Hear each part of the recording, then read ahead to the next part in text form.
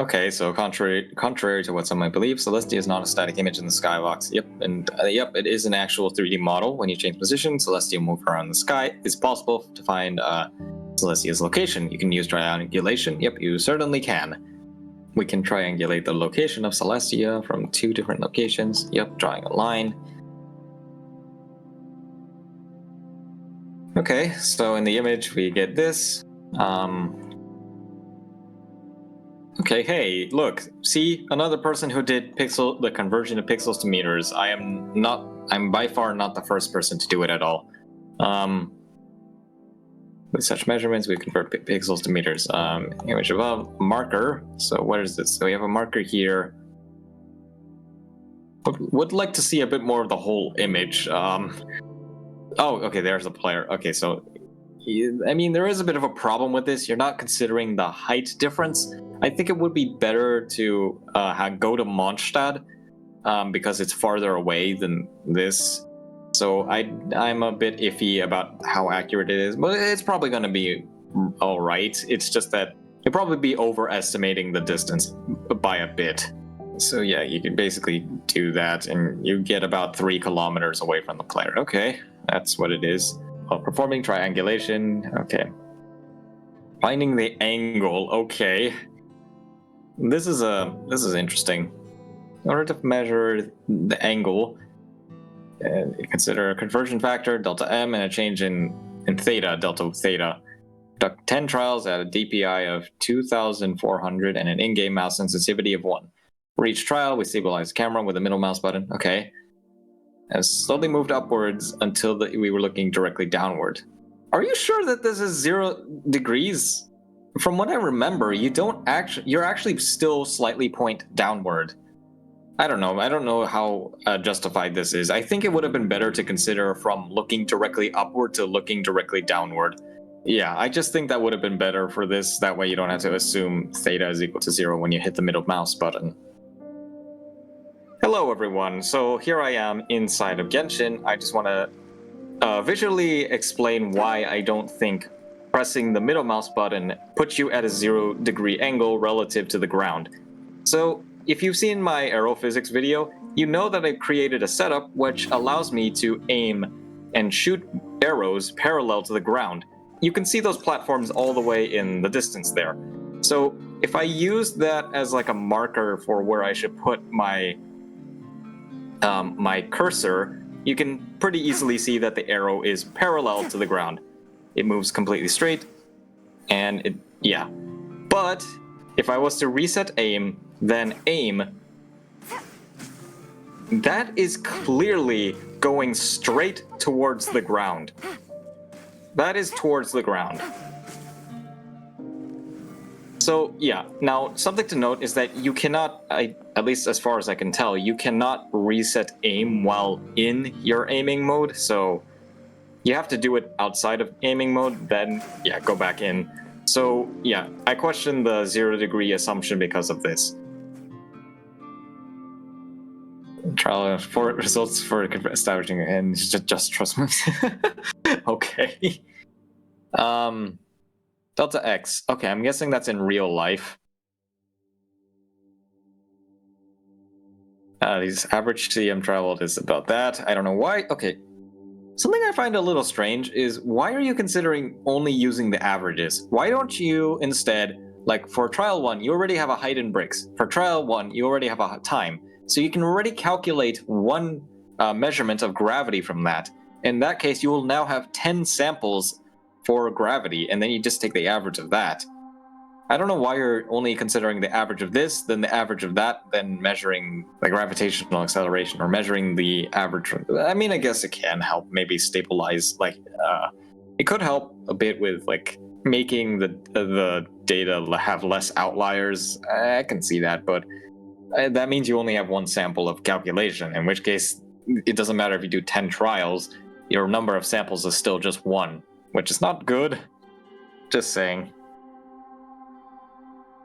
Results, we can calculate the average delta theta for every centimeter, and is about, so you, okay, 4.7 degrees per centimeter of mouse movement, I'm guessing. with this, we can calculate Celestia's angle with the horizontal by measuring delta m. The average distance of mouse movement, I'm guessing, is the horizontal. Okay, I find it a little strange. I had to imply that this was your actual real-life mouse movement. You didn't explain it in here. Okay, that is a critique I have to say, because, like, delta x with what? What does it refer to? It refers to the mouse movement. Whatever the case is, we can calculate the theta. This, and you can use tangent function. I mean, there's nothing wrong with this methodology in particular. I just think that I do think that this is a little iffy with this way of measuring the angle. I'm not too sure how accurate that would be. I don't know. By plugging this, you get that, and it's still slightly less astronomical, but it's still pretty dang big. I kinda have to disagree. I think that this methodology might be less. This first method for calculating gravity, I think this is less has less error.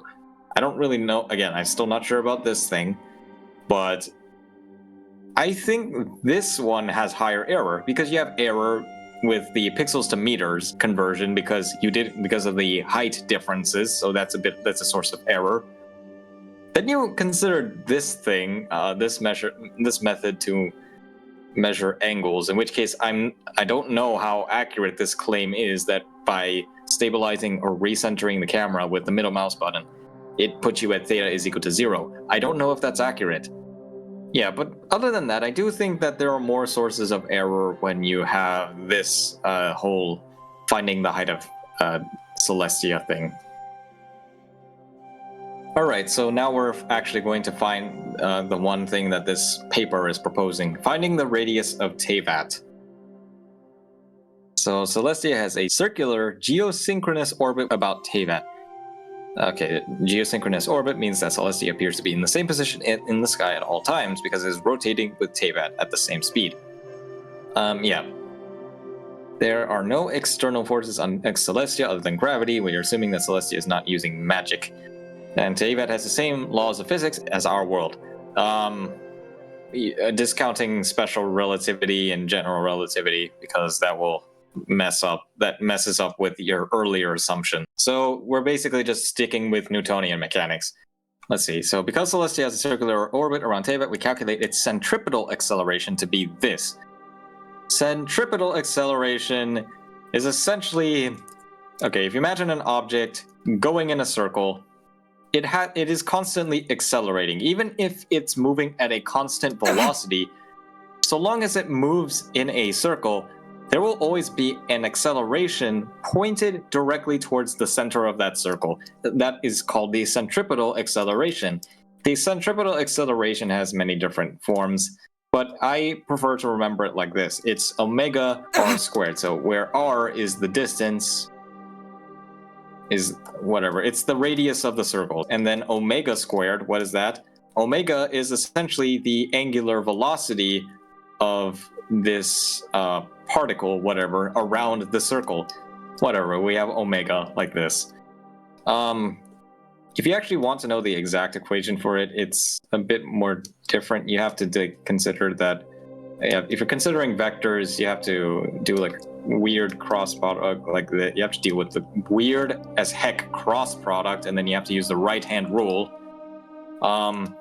In this case, let me put this into a 3D image. In which case, if we know that we have an object and it's going it's going in this direction for omega, what you're going to see is that this is the vector omega. Yeah, this is weird. The actual vector for omega is this, if it is going around like that. And you do that with something called the right-hand rule. So if I want to... Oh gosh. Cross product, why are you so weird? Cross products are weird, okay? So vector A, vector B, I'll just do like that. So we have vector A. Sorry, I need to do the cross product. I need to do the right-hand rule or something. this is that, okay? So this is, you take your right hand, and this will be your pointer finger. This one will be your index. And this one is your thumb. Again, make sure you're using your right hand. If you consider the tangential velocity of this particle, it's going to be like in this direction. So this is your tangential velocity. And then you also have the, oh gosh, you have your tangential velocity. And then you also have a vector pointing towards the particle. This is that. So if you actually do the right-hand rule, so if you do the right-hand rule, you put, so this A here, that is, that's omega. So you take your pointer finger, point it directly upward, and then you take the radius here, that is going to be your middle finger, and you orient your fingers along the direction of omega and r. Or if you imagine like rotating this, you'll essentially see that the tangential velocity is in that direction. So that's why this omega is in such a weird direction. It's because of the cross product. I personally prefer something called the wedge product, but because that is not widely adapted yet, we have to deal with cross products. Whatever the case is, if you actually do the math, another way to actually notate the direction is to like that. In which case, it's like if you imagine like an arrow, like a bow and arrow, you have like you have the arrowhead tip point like this, and then you might have like the feather thing on the back. If you kind of like specifically look on from the front, it will look something kind of like this. So you have the tip of the arrow and the back. But if you're looking at from the back, in which case, whatever you're looking at if you look at the back, it will look something like this. So yeah, that's another way to do the notation for whether or not something is going above or whatever. So if you try to do the right hand rule, your fingers are going to go all over the place, because something to mention is that the tangential velocity is in this direction, and that's actually equal to this. But I mean, you do parentheses first. Remember, parentheses first. So you do all the stuff, in which case you'll find that this direction is pointing in this direction, whatever is in this direction. And then you disorient yourself. You point in, finger goes in this direction, your pointer finger in this direction, then your middle finger in this direction. You find that this is the direction for your centripetal acceleration. It points toward the center of a circle. Holy heck, that took a long time to explain. Oh my gosh. Centripetal acceleration is basically the acceleration needed to go into a circle of radius r. That's all you really need to know. We also find that Celestia's acceleration due to gravity is this. Okay, yeah, that's Newton's law of gravity. Newton's law of gravity basically says force of mass, so we have m. We basically have that the force of gravity is equal to this. This is the magnitude, by the way, r squared, where this is the distance between the centers of mass. All right, so you kind of just skipped out on the whole. Newton's second law, like the proper way to do it. So I'll do it for him. Whatever, we have Teyvat in the middle, some random planet, whatever it may be. And we'll assume that Teyvat has a radius of, what did you use? You have r, and we'll consider that this distance here, that'll be h, and then this will be Celestia, or whatever that thing is in the sky. I don't know if it actually is Celestia. if we analyze the forces on Celestia, we have to consider something called a kinetic diagram. I'll make 2 copies of this. Essentially, we have a gravitational force. This is Fg. We're assuming that we'll call this M of T, and we'll call this M of C. And yeah, they said they're assuming that this Celestia is in free fall, meaning that only gravity is acting on it. So yeah, this is the only force. Then here we also have a force that is the centripetal force, which is the mass of Celestia times the centripetal acceleration. And then by Newton's second law, which is the sum of forces is equal to mass times acceleration. In this case, we're considering the Celestia, so that's important to consider. The force is acting on Celestia specifically. We again, we also are technically dealing with vectors, but we don't need to think about it. Because they're all along the same. They're all along this same line, so that's fine. I'm going to define positive as inward, so that way we don't have to go crazy with radial directions and whatnot. The acceleration of Celestia, it happens to just be the centripetal acceleration. I mean, even if you actually just consider, you don't even have to consider the centripetal acceleration. You'll actually realize that if you do forces equal to mass times acceleration, you'll see that this is just equal to Fg. We're considering positive because it points inward, and mass of Celestia times the acceleration of Celestia. You just know that it's the centripetal acceleration, so we'll just replace it with AC. In which case, we know that we got the universal gravitational constant. Then we have the mass of Teyvat, the mass of Celestia, and you divide that by the distance between them. So that's actually R plus H. So there you go, you got R plus H. The mass of Celestia cancels out, in which case, there you go. You now have a proper derivation of the centripetal acceleration or specifically the acceleration of Celestia. Oops, this should be squared. My bad, that should be squared.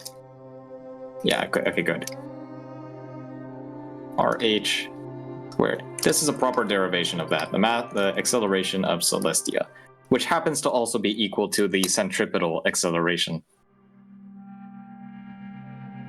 All right, so its centripetal acceleration must be equal to the gravitational acceleration. Yep, there you go. And I should mention that this is the alternative equation for this is in fact v squared over r. Sorry, because the magnitude of v is equal to omega r. So yeah, there we go. Sorry about that. Point is, this is also equal to, you could do v. I personally think I do prefer the omega squared r plus h. There you go. And you'll have the centripetal acceleration is this, and yeah, that's, I mean, it's fine. Again, whatever. Multiply both sides by that, and okay. Expressing v in terms of r and t. Okay, yeah, this is because Celestia is a geosynchronous satellite, it travels Teyvat in the span of 1 day. Yep, that's correct.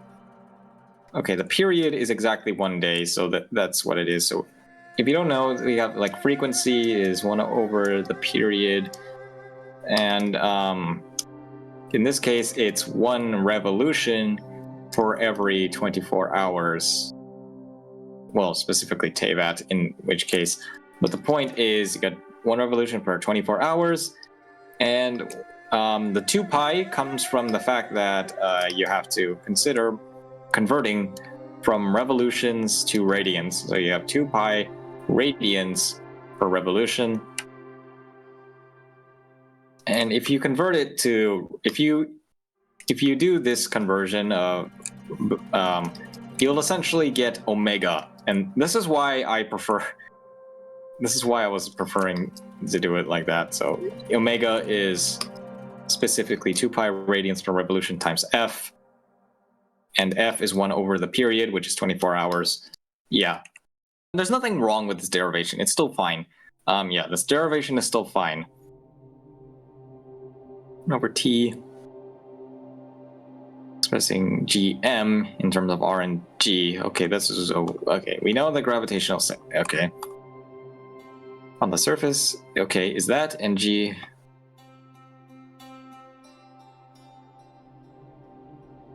r squared. Okay. Whatever. Okay, so you get this. Using Desmos, you graph the equation. Okay, you also gave a link. There it is. So let's just copy that. Paste. Okay, and then if you plot that, you'll essentially find where the equation is equal to 0. So we have this one. There's a number here. There also seems to be some numbers here. There it is. Of course, you can't have a sphere with a negative radius, so subtle roast. Okay. Case 2, the radius of Teyvat is just really tiny, so it would be this one.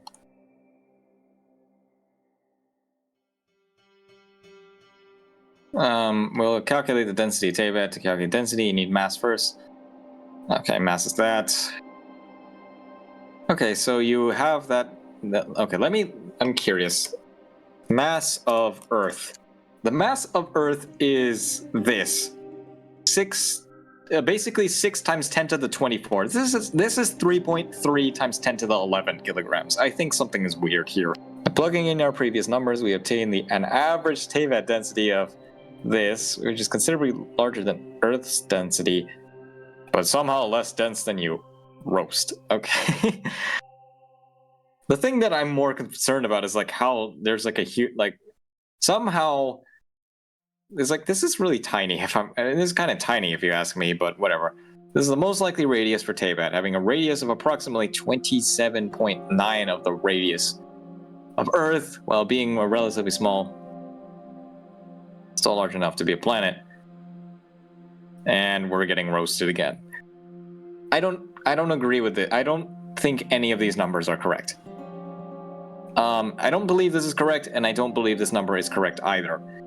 The reason why is because, the Earth is round, but if the radius of Teyvat is smaller than Earth, it would be much more obvious to see the curvature in Teyvat.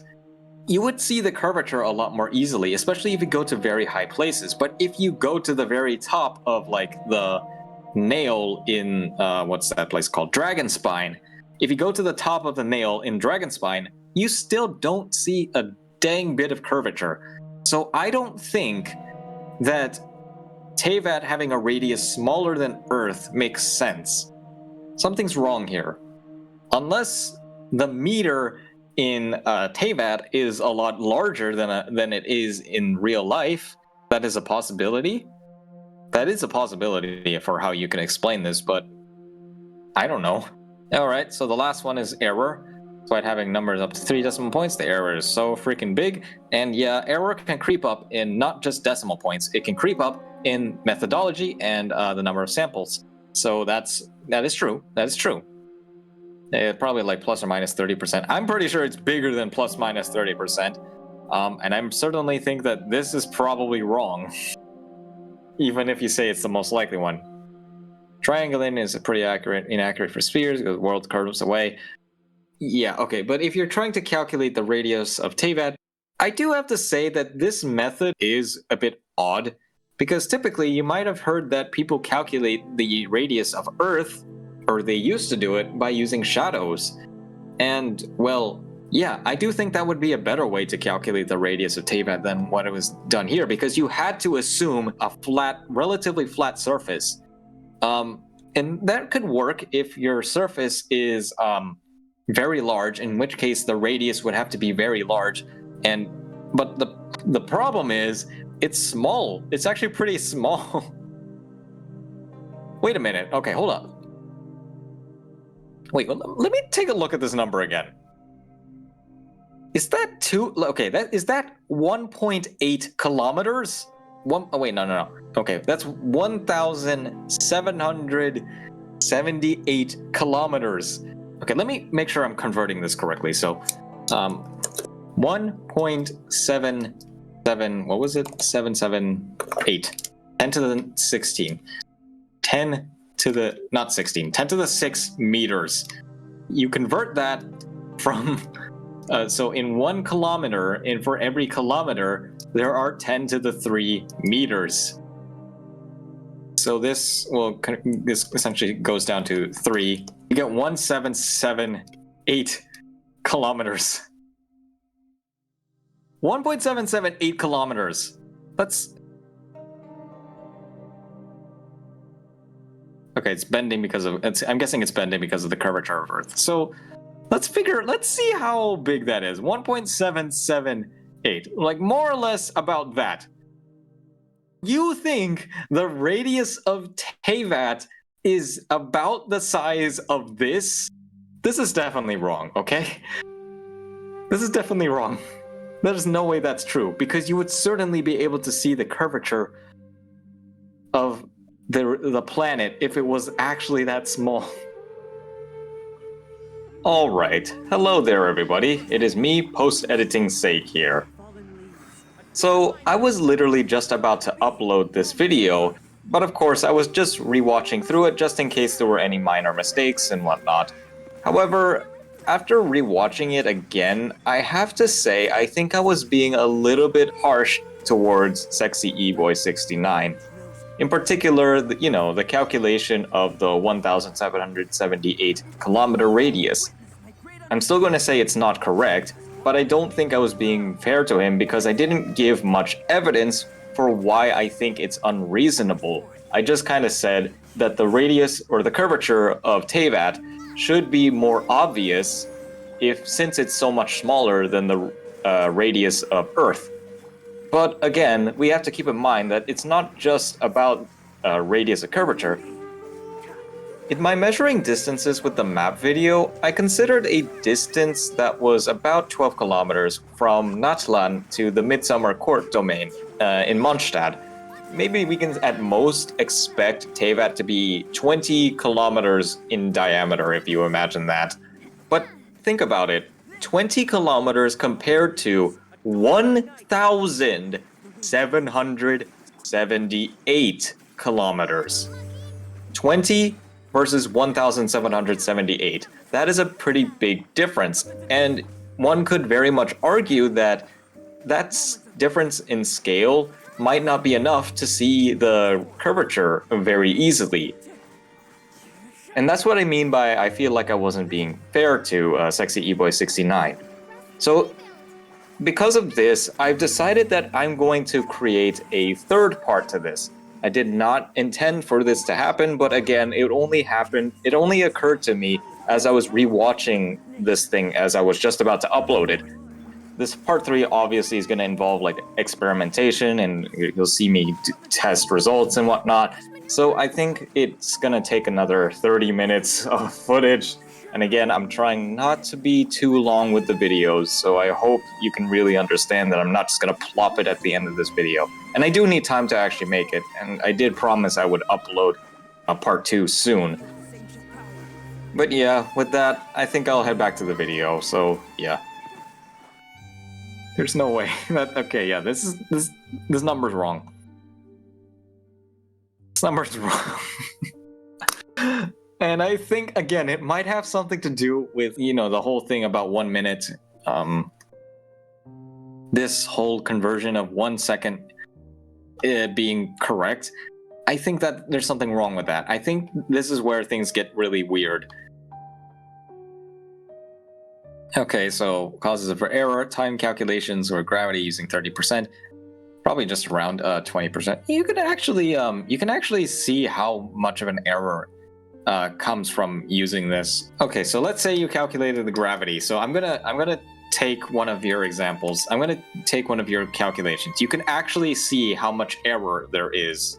Under trial 1, you measured a height of bricks in 3.325 bricks. And then you also have a conversion. You have a conversion for the height, in which case that every brick is 32.41 centimeters for every brick. And then you can also convert that to meters. So there are 100 centimeters for every meter.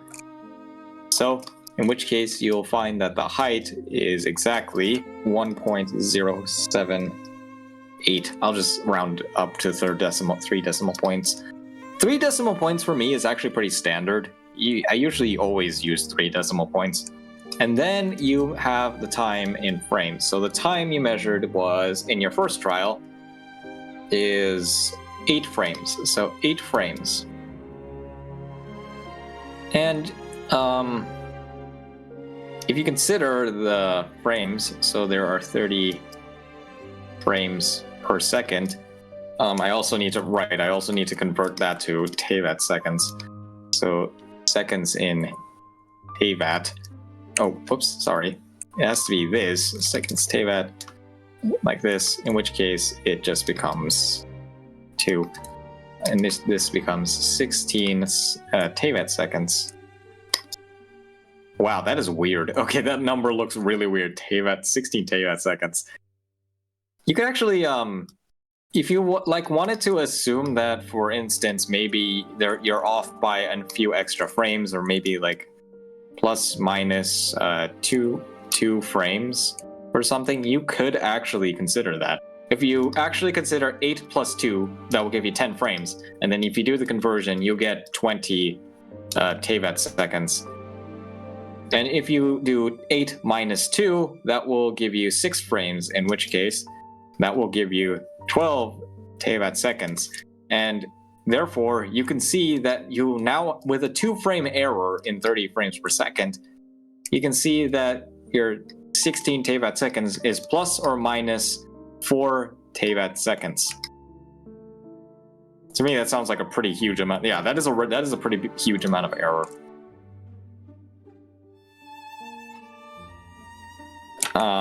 But maybe if it was in, I don't know how to exactly. You don't. I mean, there's not really an easy way to convert that to 60 frames per second. But yeah, you have a way to actually measure error if you can. But you have to know what this. You'll have to know what this number is, or like approximate what it might be. That's one of the sources for area triangulation for spheres, because worlds curve away. Not big difference when the radius is really big.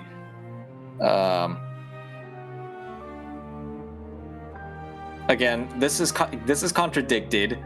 This is contradicted by your result here with the radius being really tiny. Your radius is really, really small. Look at that. Like look at how big that is. Look at how big that is. That is so tiny. That's so tiny. Look at that. You mean to tell me the radius of Teyvat is that big? I don't think so. You would have to measure the radius with the shadows. I think that would be a better way to do it. There's a chance I messed up the calculation somewhere. I don't think your calculations are wrong. I just, I don't think you I think, I will say though, I do think your equations are correct. So that's nice. Yeah, and then basically too long didn't read. Yep, getting roasted. And the last thing they say is conclusion. I wasted 6 hours on this piece of crap meme ticket. Okay. That's not how you write a conclusion. For one, when you actually write a conclusion, you have to recap your result. You didn't even tell us which one. You know, you usually would say, like, in conclusion, I calculated the gravitational acceleration of Teyvat to be, what was it? 0.009 meters per second squared. And then we determined the height of Celestia to be this. And then that led to a radius of this number. And then you can go into a description about like recapping, the gravitational acceleration was calculated by using Zhongli's by considering the jumping height. Yeah, you recap that. Then for the altitude of Celestia, you can mention the triangulation, and then the radius of Teyvat, you essentially used force analysis on Celestia with the whole geosynchronous orbit assumption and whatnot. That's a way you would write the conclusion. But then there's also something else that's missing from this conclusion. Recommendations. How do people improve the study? In fact, I actually think that this error should be under conclusion, because it kind of tells you where things can be improved. It tells you that, hey, you can improve by maybe instead of having a 30 frames per second, you can have 60 frames per second. And maybe you can improve by like figuring out a better whatever. Yeah, I think that's something. This conclusion is you could put that towards the end of the thing. It would have been nice if you could actually like recapped here, because for one, even though you say that's like, oh, this is the most likely radius for Teyvat, it doesn't actually tell you. You didn't actually like fully explicitly say which one you think is the correct radius. I do think that, again, maybe you could have said that the number for the radius is kind of nonsensical. So a better way to do it might be to consider another methodology to measure the radius of Teyvat. All of this is assuming that Teyvat even is a sphere in the first place. There's nothing wrong with like doing that, but I think in lore perspectives, at least in the perspective of lore people, they assume that Teyvat is flat. So we can have Teyvat, we have flat Teyvaters and round Teyvaters. Do with that what you will. But I do think that, at least in a lore perspective, it makes more sense for Teyvat to be a flat surface. Then again, it's also completely possible that the radius of Teyvat is just absolutely huge. Something to note is that from the Golden Apple Archipelago, you can't see Celestia. So that is something that's interesting. You somehow cannot see Celestia from the Golden Apple Archipelago. So there could be a bit of curvature to Teyvat depending on how far away the Golden Apple Archipelago is from the continents, from Teyvat itself. So whatever planet Teyvat is on, it could have a really large radius of curvature. I mean, it could also just be curved, but it's not a complete sphere. It might just have a radius, an arc radius or something. I don't know. Who knows? This Teyvat is weird. Whatever. The point is, the radius of Teyvat being this tiny, I don't think that's correct. It's too small. There's no way. It needs to be much larger, because if you go to the top of the nail in Dragonspine, you don't see any curvature.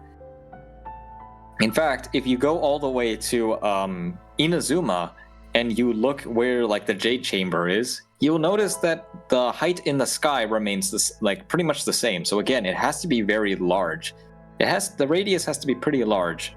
The reason why you can't see like the other continents on Earth is because of like the curvature of the Earth is like pretty big, if you have like a building like that and you're all the way over here, whatever, if you take your binoculars and look at it, obviously you're gonna have to point downward, and if you're like over here, obviously you're probably not going to be able to see it that well. So yeah, and even if you're all the way over here, you're definitely not going to be able to see that, because you would have to essentially somehow have to curve, the light would have to like curve or something. Yeah, that's definitely not happening. Overall, I think this paper is actually pretty well. I do think it's actually the whole methodology is interesting. I do find it interesting, but I question about how well like some of these, like particularly the assumption of Zhongli for using Zhongli's height. Again, don't know how accurate that is. Then there's also the weird choice to use Teyvat seconds, at least the gameplay Teyvat second, whether or not that actually is correct. in lore-wise, that would probably be really weird. So I just assumed using this, otherwise you get like these really tiny numbers and it just doesn't make sense, so I just use that. And congratulations, good job, you gave proper references, so that's always nice. You properly, you gave proper reference. And another, oh yeah, look at the date, yeah, it's 2022, so it's definitely not 2025, I'm just looking at it like 3 years later. So yeah, I probably will split this video in two because I've been recording for almost 2 hours.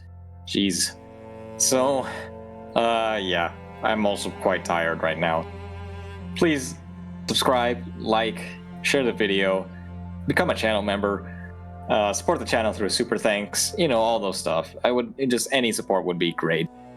I decided I would finally record this video. I've had this video topic idea in mind for a long time, so I've been wanting to do it for a bit, and I feel like now is a good time to do it. So yeah, that's really about it for now. So thanks for watching, and hope you've enjoyed.